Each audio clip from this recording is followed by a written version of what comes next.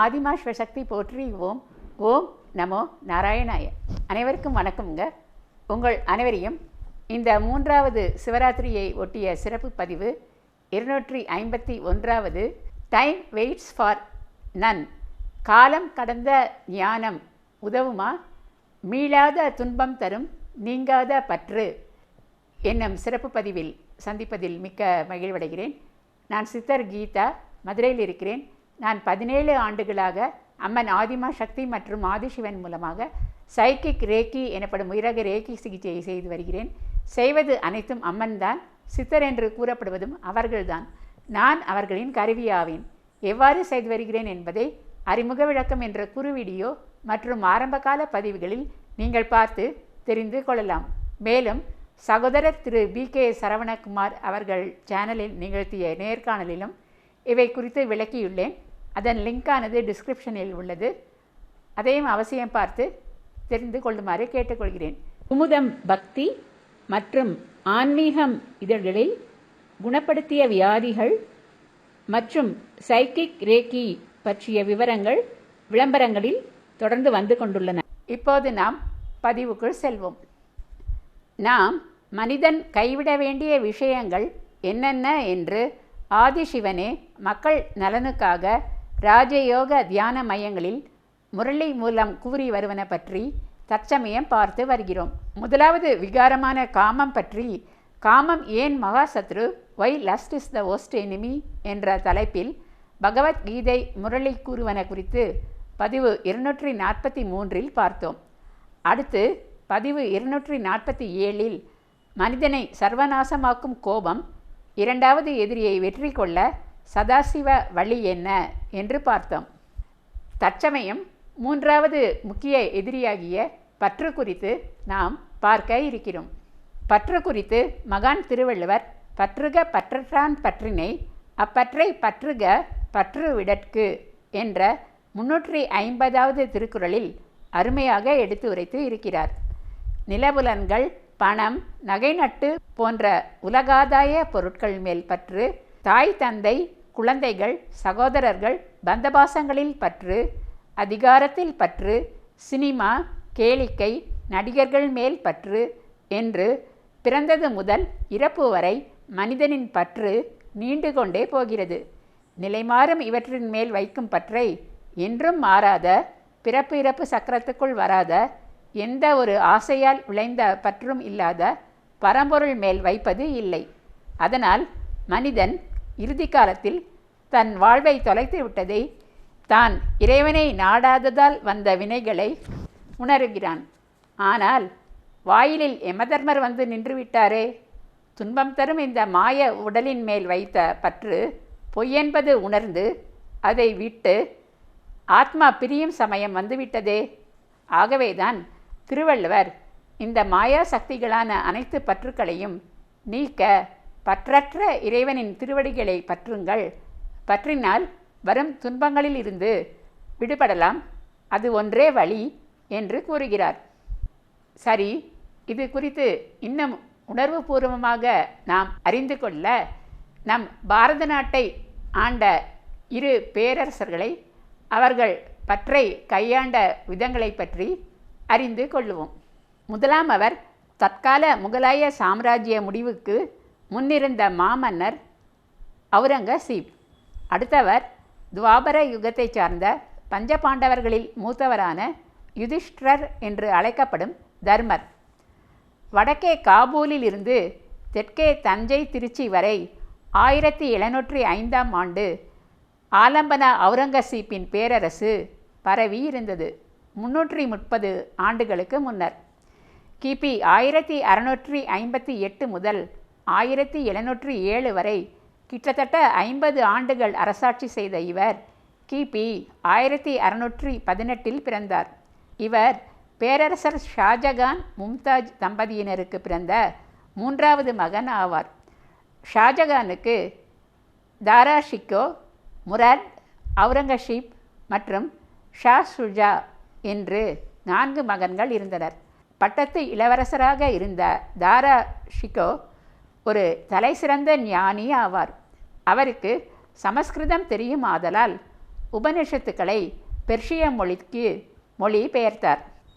மொத்தம் 7 மகன்கள் என்றாலும் 3 பேர் இளவயதிலேயே இறந்து விட்டனர். 1657 ஷாஜகான் நோய்வாய்ப்படும் சமயம் வாரிசு சண்டை துவங்கியது. சிறந்த போர்வீரரான அவுரங்கசீப் தன் தந்தைக்கு எதிராகவே போர் செய்து அவரை சிறையில் அடைத்தார். அவுரங்கசீப் சன்னி முஸ்லீம் ஆவார். சூஃபி அறிஞரான இந்துக்கள் முஸ்லீம் மத நல்லிணக்கத்துக்கு உதவி கொண்டிருந்த அண்ணன் தாரா ஷிக்கோ போரில் தோற்கடிக்கப்பட்டாலும் ஆதரவு திரட்டும் சமயம் சில வஞ்சகர்களால் காட்டி கொடுக்கப்பட்டார். சங்கிலியால் பிணைக்கப்பட்டு தலைநகரான டில்லியில் அழுக்கேறிய யானை மீது இழுத்துச் செல்லப்பட்டு அவுரங்கசீப்பின் கட்டளைப்படி கொல்லப்பட்டார். இறந்து போன அவர் உடலிலிருந்து வெறி கொண்ட அவுரங்கசீப் தலையை வெட்டி எடுத்து துயரத்தில் மூழ்கியிருந்த தந்தையிடம் காண்பித்ததாக கூறப்படுகிறது. தாஜ்மஹாலுக்கு எதிரேயுள்ள ஆக்ரா கோட்டையில் தந்தையை அவர் சாகும் வரை அவர் கட்டியுள்ள தாஜ்மஹாலை பார்த்து கொண்டிருக்குமாறு ஒரு சிறு அறையில் சிறை வைத்து துன்புறுத்திய அவுரங்கசீப் தன் தம்பி முராதை, குடிப்பழக்கத்துக்கு அடிமையானவனை, அளவுக்கு அதிகமாக மதுவை ஊற்றி கொடுத்து கொலை செய்தார். மற்றொரு சகோதரனான ஷா ஷுஜாவும் தூர தேசத்துக்கு அனுப்பப்பட்ட பின்னர் கொலை செய்யப்பட்டார். இவ்வாறு தன்னை உண்மையான இஸ்லாமியர் என்று கூறிக்கொண்ட அவுரங்கசீப் பின்பற்ற வேண்டிய இஸ்லாமிய கோட்பாடுகளுக்கு முற்றிலும் எதிராக செயல்பட்டு அரியணை ஏறியது அவர் அரசாட்சியின் மேல், அதிகாரத்தின் மேல் கொண்ட தீர்க்க இயலாத பற்றினாலேயே ஆகும். அடுத்து அவுரங்கசீப் செய்த தவறுகள் தன் மதத்தின் மேல் கொண்ட பற்றினால் ஆகும். வீர மராட்டிய சிவாஜி எழுச்சி பெற்று தனக்குத்தானே முடிசூட்டிக்கொண்டு முகலாயர்களுக்கு சிம்ம சொப்பனமாக வாழ்ந்தது இக்காலத்தில்தான். இந்துக்களை வெறுத்த அவுரங்கசீப் நாட்டிலுள்ள இந்துக்களுக்கு தன் சொந்த பிரஜைகளுக்கு ஜாசியா என்ற வரியை விதித்து துன்புறுத்தினார். பின்னர் மதுராவில் கிருஷ்ணர் பிறந்த சிறைச்சாலை கோவிலாக இருக்க அதன் மேலேயே மாபெரும் மசூதி கட்டினார். இஸ்லாமியராக மாற சம்மதிக்காத சீக்கியர்களுடன் போரிட்டு பெரும் துன்பத்தை ஏற்படுத்தினார். நான் பஞ்சாப் பொற்கோயில் செல்கையில் உள்ளேயே அங்கிருந்த ஒரு சிறு மியூசியத்துக்கு சென்றேன். அங்கே எவ்வாறெல்லாம் சீக்கியர்கள் கொடூரமான முறையில் கொலை செய்யப்பட்டார்கள் என்று குலை நடுங்க வைக்கும் பல காட்சிகள் சித்தரிக்கப்பட்டு இருந்தன. பிறந்த பச்சிளங் குழந்தைகளை தாய்மார்களிடமிருந்து பறித்து அவற்றை துண்டு துண்டாக வெட்டி மாலையாக்கி பிறகு அந்த தாய்மார்களின் கழுத்திலேயே போட்டு உள்ளனர். தீரத்துடன் போரிட்ட சீக்கியர்கள் மதகுரு குரு கோவிந்த் சிங் அவுரங்கசீப்பால் தனது குழந்தைகள், உற்றார் உறவினர் அனைவரையும் போரிடுதல் மற்றும் தூக்கிலிடப்பட்டதால் இழந்து பின் தனது 42வது வயதில் அவுரங்கசீப் இறந்ததால் அவர் மகன் பகதூர் ஷா பட்டத்துக்கு வந்தவுடன் வஞ்சகமாக கொலை செய்யப்பட்டார். முற்பகல் செய்யின் பிற்பகல் விளையும் என்பது போல் அவுரங்கசீப்பின் கடைசி காலத்தில் 88வது பிராயத்தில் அவரது மகன்கள் 4 பேரும் வாரிசு சண்டையில் அடித்து கொள்ள தன் வாரிசாக யாரையும் அறிவிக்கக்கூட இயலாத நிலையில் மனம் வருந்தி அவர் இறந்தார். தான் செய்த தீவினைகள் ஒன்றன் பின் ஒன்றாக அவர் நினைவில் வந்து அவரை வாட்டின. அரசாங்கத்தின் எந்த சொத்து மரியாதையுடனும் தன்னை அடக்கம் செய்யக்கூடாது. தான் குல்லா விற்று சம்பாதித்த 14 ரூபாய் 12 அணா காசை வைத்துத்தான் தன்னை திறந்த வெளியில் எந்தவித ஆடம்பரமும் இல்லாமல் அடக்கம் செய்ய வேண்டும் என்று உயில் எழுதியிறக்க தவ்லாதாபாத்துக்கு அருகே மிகச்சிறிய இடத்தில் சாதாரணமாக அவர் அடக்கம் செய்யப்பட்டார். வெறும் பூச்செடிகள் மட்டுமே அருகே இருக்கும். அதற்கு வாயில் போன்றவை பின்னாளில் கட்டப்பட்டவை தான். தன் மரணத்துக்கு பின் இஸ்லாமியர்கள் யாரும் சண்டையிட்டு அடித்து கொள்ளக்கூடாது என்று கூறியது அரச பதவி மோகம், அதிகார பற்று நீங்கினாலும் மதப்பற்று நீங்கவில்லை என்பதையே காட்டுகிறது. தன் மகன் இளவரசர் முகமது ஆசமுக்கு இறுதியாக எழுதிய கடிதத்தில் விலை மதிக்க முடியாத வாழ்க்கை வீணாக்கப்பட்டு விட்டது. ஏக இறைவன் அருகிலேயே இருந்தார். ஆனால் இருண்ட என் கண்களுக்கு அவர் மகத்துவம் தெரியவில்லை. கடந்த காலம் முடிந்து எதிர்காலமும் இல்லாத நிலையில் எலும்பும் தோலும் மட்டுமே என் உடலில் மிஞ்சியிருக்கின்றன என்று கூறியுள்ளார். அவர் சாகும் வரை கஷ்டப்பட்டு போரிட்டு வெற்றி கொண்ட அனைத்து இடங்களும் அவர் மகன் பகதூர் ஷா ஆட்சி காலத்துடன் ஆங்கிலேயர் வசம் போயும் விட்டன. சரி, இப்போது மகாபாரத கதைக்கு வருவோம். பஞ்சபாண்டவர்களில் பீமன் அர்ஜுனன் போல் பேர் புகழ் மூத்தவரும் மன்னரும் ஆன தர்மருக்கு கிடைக்கவில்லை. ஆனால் தன் குடும்பம் முழுவதையும் பல்வேறு வகையான துன்பங்களிலிருந்து அவர் பற்றற்ற நிலை மூலம் காப்பாற்றி உள்ளார். அவற்றில் முக்கியமானவற்றை இப்போது நாம் பார்ப்போம்.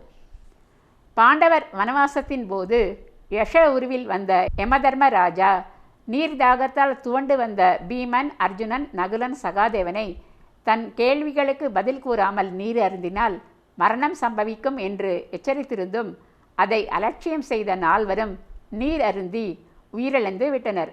அவர்களை தேடி வந்த தர்மரோ தம்பிகள் நால்வர் இறந்து கிடந்ததை பார்த்தும் பதற்றம் அடையவில்லை, அழுது புலம்பவில்லை. மாறாக யஷனின் பல்வேறு கேள்விகளுக்கு பணிவுடன் பொறுமையாக பதில் அளித்தார்.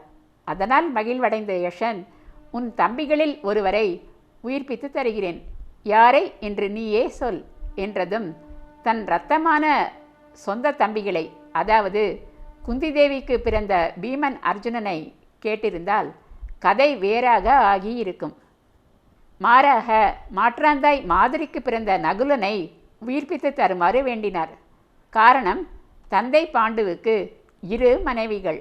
ஒரு மனைவி மகன் உயிரோடு இருக்க மற்றொரு மகனும் பிழைத்திருப்பதுதான் நீதி என்று கூற கேட்ட யமதர்மரும் மகிழ்வடைந்து அனைத்து சகோதரர்களையுமே உயிர்ப்பித்து தந்தார். இவ்வாறு நடுநிலை தவறாத தன்மைக்கு மகிழ்ந்தே சூரிய பகவான் வனவாசத்தின் போது அள்ள அள்ள குறையாத உணவு தரும் அட்சய பாத்திரத்தை தர்மருக்கே அளித்தார். வனவாசம் சமயம் தாங்கள் இல்லாத பொழுது திரௌபதி அழகில் மயங்கி அவளை கடத்தி சென்ற துரியோதனனின் சகோதரி துச்சலை கணவனான ஜெயத்ரதனை அடிமைப்படுத்தி அழைத்து வந்த சகோதரர்கள் அவனை கொன்று பழி தீர்க்க எண்ணினர். ஆனால் நீதி தவறாத தர்மரோ அவ்வாறு செய்தால் தங்கை துச்சலை தவறு செய்யாமலே வாழ்நாள் முழுவதும் கைம்பெண்ணாகி துன்புறுவாள். ஆகையால் தலையை மொட்டையடித்து 5 முடிகளை மட்டும் வைத்து திருப்பி அனுப்பிவிடுங்கள் என்று உத்தரவிட்டார். அஞ்ஞாத வாசத்திலும், அதாவது கடைசி ஒருவரிடம் தங்களை கண்டுபிடிக்காமல் மறைந்து வாழ வேண்டும் என்ற தருணத்திலும் சிற்றரசர் விராட நாட்டில் தஞ்சமடைந்து மாறுவேடத்திலிருந்த பாண்டவர்கள் விராடனின் உறவினன் கீசகன் தன் விருப்பத்துக்கு சம்மதிக்க மறுத்ததால் தலைமுடியை பிடித்து இழுத்து வந்து அனைவரும் இருந்த அரசவையில் திரௌபதியை கீழே தள்ளினதைக் கண்டு மற்ற 4 பாண்டவர்களும் கொதித்தெழுந்து உடனே வஞ்சம் தீர்க்க துடித்தனர். ஆனால் சர்வ வல்லமை மிக்க கீசகனை அவ்வாறு பலர் அறிய கொன்றால் அவர்கள் யார் என்பது வெளிப்பட்டுவிடும் என்று அமைதி காக்க வைத்து மறைமுகமாக கொல்ல வைத்தார் தர்மர். பற்று இருந்தால் உடனே செயல்பட்டு நிபந்தனைப்படி மீண்டும் வனவாசம், அஞ்ஞாத வாசம் செல்லும் நிலைக்கு குடும்பமே ஆளாகி துன்பப்பட்டு இருந்திருக்கும். அதன்பின் போரையும் விரும்பாமல் 5 ஊர்களை மட்டுமாவது கொடு, அது போதும் என்று கூறி போரை நிறுத்தவும் முயற்சித்தார் பற்றில்லாத தர்மர். ஆனாலும் ஊசி முனை நிலம் கூட தர முடியாது என்று கூறிய துரியோதனனாலேயே குருஷேத்திர யுத்தமானது ஆரம்பமானது. இறுதியில் வானப்பிரஸ்தம் மேற்கொண்டு பாண்டவர்கள் இமயமலைக்கு செல்கையில் சொர்க்கம் செல்லும் பாதையில் ஒவ்வொருவராக இறக்கின்றனர். ஆனால் தர்மர் யாருக்காகவும் வருந்தவில்லை, கதறியும் அளவில்லை. காரணம் கேட்டு வந்த பீமனிடம் திரௌபதி இறப்புக்கு காரணம் பாரபட்சமான அன்பு பற்று அர்ஜுனன் மேல் வைத்திருந்ததாலும் சகாதேவன் மறைவுக்கு சாஸ்திர ஞானத்தில் தனக்கு மிஞ்சியவர் யாரும் இல்லை என்ற தான் என்ற செருக்கு காரணமாக இருந்தது என்றும் கூறினார். பின்னர் மடிந்த நகுலனுக்கோ தன் மேனி அழகில் செருக்கு இருந்ததால் உடல் மீது பற்று இருந்ததால் மடிந்தான் என்று கூறினார். அர்ஜுனனுக்கோ தான் தன் காண்டிப வன்மையினால்தான் குருக்ஷேத்திர போரை வென்றோம் என்ற கர்வம் இருந்தது. அது ஆணவத்தின் மேல் கொண்ட பற்று ஆகும் என்றார். அடுத்து பீமனே, தன் அழிவு காலம் வந்துவிட்டது, நான் என்ன குற்றம் செய்தேன் என்று கேட்டான். நீ இந்த அழியக்கூடிய உடல் பலம் மேல் கர்வம் கொண்டிருந்தாய், அந்த பற்றுதான் உன்னை வீழ்த்த உள்ளது என்று கூற பீமனும் அவ்வாறே இறந்தான். பின்னர் அவரை முதலில் இருந்தே பின்தொடர்ந்து வந்த நாயுடன் செல்கையில் அவரை உடலுடன் சொர்க்கத்திற்கு அழைத்துச் செல்ல இந்திரன் விமானத்துடன் வந்தான். அப்போது தர்மர் தன்னை நம்பி வந்த நாயையும் ஏற்றுவதே தர்மம் என அவன் மறுத்தான். அப்போது அவர், என்னுடன் பிறந்தவர்கள் சூட்சும உடலுடன் சொர்க்கத்தில் இருந்தாலும் அது தேவையில்லை. தர்மத்தின்படி நம்பி வந்தது விலங்காயினும் அதை நட்டாற்றில் விடுவது தகாது. ஆகையால் சொர்க்கம் வேண்டாம் என்று மறுத்தார். ஒருமுறை நச்சு பொய்கையில் அவரை சோதித்த தர்மராஜாவே அந்த நாய் ஆகும். அவர் எந்நிலையிலும் தான் என்ற பற்று கூட இல்லாமல் நீதிநெறி வழுவாமல் நடுநிலையுடன் நின்ற தர்மரை வாழ்த்தி மறைய பூத உடலுடன் தர்மரும் விமானம் ஏறி சென்றார். விண்ணவர்கள் அனைவரும் இந்த விந்தையை கண்டு வியப்பில் ஆழ்ந்தனர். ஆக பற்று என்பது படுகுழியில் தள்ளக்கூடியது. முரளியில் சிவன் தன்னை தவிர யார் மீது பற்று வைத்தாலும் அவர்களால் சொர்க்கத்திற்கு வர முடியாது என்று திடமாக கூறுகிறார். பரிசுத்தமான பிதாவின் மேல் நம்பிக்கை வைக்காமல் என்னை நம்புகிறவன் சொர்க்கத்திற்கு செல்ல இயலாது என்று வேதாகமத்தில் இயேசு கிறிஸ்து கூறுகிறார். ஏக இறைவனான அல்லாவே உயர்ந்தவர், அவர் வழியேதான் நடக்க வேண்டும் என்கிறது குரான். மும்மதங்களும் இவ்வாறு குறிப்பிடுபவர் ஒரே ஏக இறைவனே. ஆக அவர் வழி நடப்பது என்பது திருவள்ளுவர் கூறியது போல் அவரை பற்றுவது ஒன்றுதான். வேறு எதன் மீது நீங்கள் பற்று வைத்தாலும் இறுதி காலம் ஆலம்பனா அவுரங்கசீப் அனுபவித்தது போல் கொடியதாகவே இருக்கும். அடுத்து 4வது மனித எதிரியான பேராசை குறித்து நாம் பார்ப்போம். இப்பதிவை இத்துடன் நாம் நிறைவு செய்து கொள்வோம். சப்ஸ்கிரைப் செய்யாதவர்கள் அவசியம் செய்யுமாறு கேட்டுக்கொள்கிறேன். மேலும் கேஸ் விஷயமாக என்னை சந்திக்க விரும்புபவர்கள் கீழே வரும் தொலைபேசி எண் 0452420851 என்ற தொலைபேசி எண்ணில் தொடர்பு கொள்ளுமாறு கேட்டுக்கொள்கிறேன். லைக்கும் போட்டு உற்சாகப்படுத்தலாம், கமெண்ட்ஸிலும் தங்கள் கருத்தினை தெரிவிக்கலாம். இதுவரை பொறுமையாக பார்த்த உங்கள் அனைவருக்கும் எனது மனமார்ந்த நன்றிகள். வணக்கம்.